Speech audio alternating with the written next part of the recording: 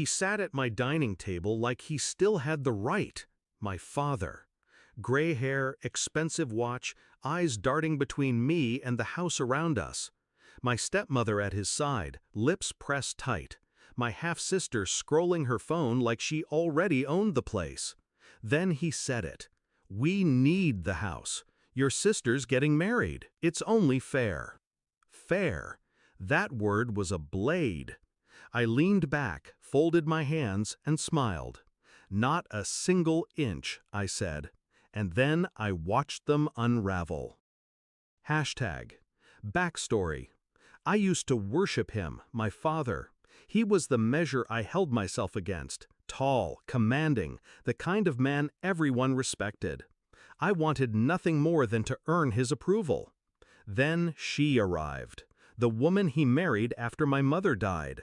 Sweet on the surface, rotten underneath. She whispered lies with that syrupy voice, staged little scenes that made me look guilty, reckless, ungrateful. I was 15 when she told him I'd stolen from her purse. 15 when he threw my bag onto the porch and told me I wasn't his problem anymore. I begged him to believe me. His eyes stayed cold. He shut the door.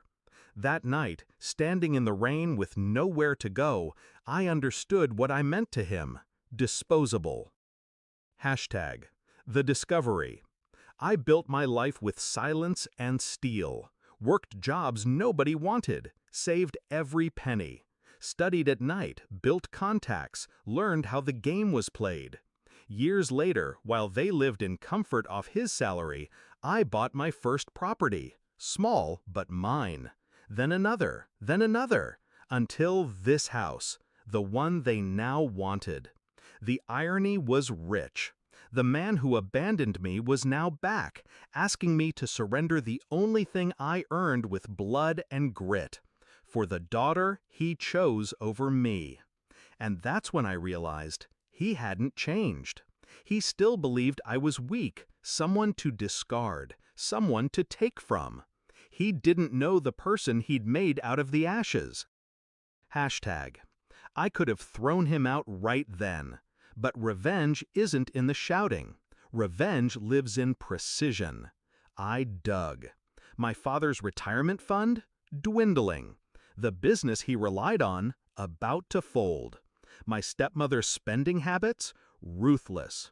They weren't coming for my house because they wanted it. They were coming because they needed it. And my sister? She wasn't innocent. She was the one sending me smug little messages about how family should help family. The same family that left me on the street. They all thought I was still that 15-year-old with no power. They had no idea. Execution. First, I secured every document. Title deed locked. Mortgage cleared. The house wasn't just mine, it was untouchable. Then I reached out to the lawyer who handled my father's old estate. Quietly, efficiently. I learned that the stepmother had been siphoning money for years, hiding it in accounts my father couldn't touch. I let him discover that truth on his own. Next, I invited them here, made them feel comfortable, let them walk through the halls, commenting on curtains, flooring, furniture, as if already planning where they'd place things. I served coffee. I listened. I smiled. And when my father finally asked for the house, when he dressed it in the language of family duty, I was ready. Climax. I leaned forward, my voice calm. "Do you remember the night you threw me out?" He flinched. My stepmother's hand froze halfway to her cup. My sister glanced up from her phone. "You told me I wasn't your problem," I continued. "Do you remember why?" Silence. "Because she said I stole from her," I nodded at the stepmother. "And you believed her? No questions, no chance to defend myself. 15 years old, and you left me on the street." My father's jaw tightened. My stepmother tried to speak, but I cut her off with a look. "You want this house?" I said, voice low, steady. "Not a single inch. Not a single brick. Not after what you did." My sister scoffed. You can't be serious. We're family. I smiled at her. No, your family. I was the sacrifice. And now I'm the one who owns everything you thought would always be yours. I slid the folder across the table. The deed, proof of ownership, proof their request was dead before it left his mouth. My father's hands shook as he opened it. His face paled when he realized. This wasn't negotiable. This wasn't a debate. The house was fortress. Mine, forever out of their reach. Resolution. They left in silence. My stepmother first, eyes darting like a cornered animal. My sister muttering curses.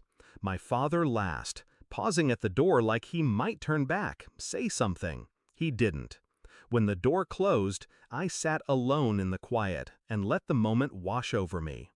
For years, I carried the weight of his rejection, the scar of that night. But tonight, I laid it down. He thought he could come back and take what I built. He thought I was still powerless. He forgot one thing. I survived without him. And now, he can't survive without me. Not a single inch.